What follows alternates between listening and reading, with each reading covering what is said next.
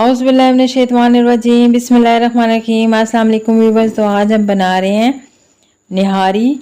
बहुत आसान सी रेसिपी आपके साथ शेयर कर रही हूँ और आप ज़रूर ट्राई कीजिएगा मेरी रेसिपी। और अगर मेरी रेसिपी पसंद आए तो रेसिपी को लाइक कर दीजिएगा और चैनल पे नहीं है तो चैनल को सब्सक्राइब कीजिएगा बेल आइकन के साथ।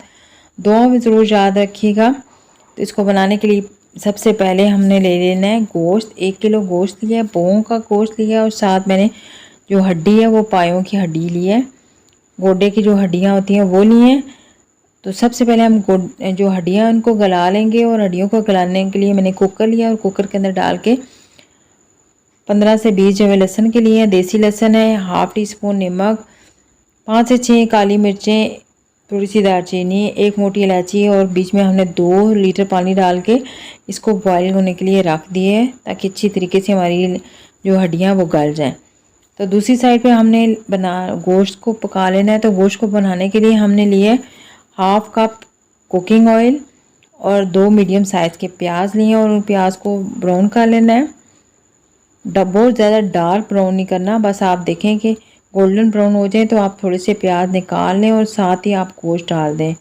प्याज जब ब्राउन होने पे आते हैं तो एकदम से डार्क हो जाते हैं, तो ये थोड़ा सा आप ध्यान रखिएगा कि बहुत ज़्यादा काले ना हो जाए, हल्के से आपके गोल्डन ब्राउन हो। तो आप बेशक चूल्हा बंद कर दें और जब गोश्त डालें तो फिर चूल्हा ऑन कर लें।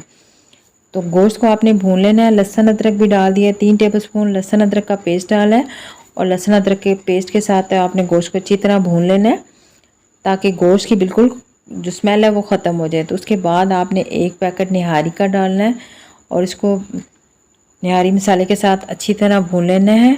पानी आपने बिल्कुल नहीं ऐड करना, बल्कि साथ ही आपने टमाटो प्यूरी डाल देनी है। 2 टमाटर लिए हमने, थोड़े से बड़े साइज़ के थे, अगर छोटे आपके पास तो आप 3 ले लें, और इनकी प्यूरी बना ली थी। और उसके साथ ही हमने हड्डियाँ भी डाल के इनको अच्छी तरह हड्डियों के साथ भून लेना है ताकि जो हमारी हड्डियाँ और गोश्त सारा यकजा हो जाए। तो उसके बाद 1 दही मैंने इसके अंदर ऐड किया है, ये ऑप्शनल है, आप डालना चाहें तो डाल लें। गर्मी है तो इसलिए थोड़ा सा आप दही डाल लें तो ज़्यादा बेहतर रहता है। दही के साथ आप भुनने के बाद इसके अंदर जो यखनी बची थी हड्डियों की वो भी डाल दें और 1.5 लीटर आप पानी डाल के गोश्त को गलने के लिए रख दें लो फ्लेम पे। तो अगर आपको जल्दी है तो आप 1 लीटर पानी डालें और कुकर में आप गोश्त गला लें। तो गोश्त हमारा गल चुका है, मैं आपको चेक करा देती हूँ। और जो निहारी को थिक करने के लिए मैंने देसी आटा लिया है। आप कॉर्नफ्लोर, मैदा या चावल का आटा, मकई का आटा, कुछ भी आप लेके इसको थिक कर सकते हैं।